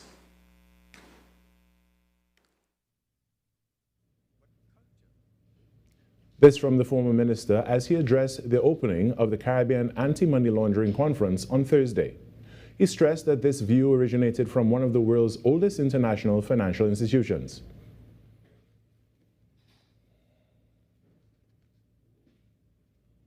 We are now operating in a different environment that consists of digitally enabled financial crime, cross-border financial systems, fintech and virtual assets, and high-speed transactions. The Bank for International Settlements have warned that financial crime is evolving faster than institutional controls. He offered the conference attendees some strategic advice to help them address the rising levels of financial crime. It is a practical framework that explains why compliance systems work or fail and gives leaders a practical way to fix weaknesses.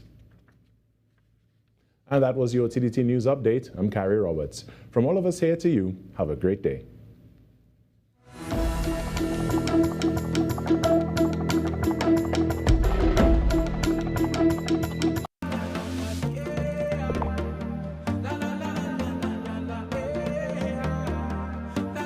This is TTT.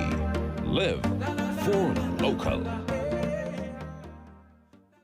Danny's Funeral Home Limited and Crematorium. Death announcements. The late Oliver Cox. Shaquille Woods.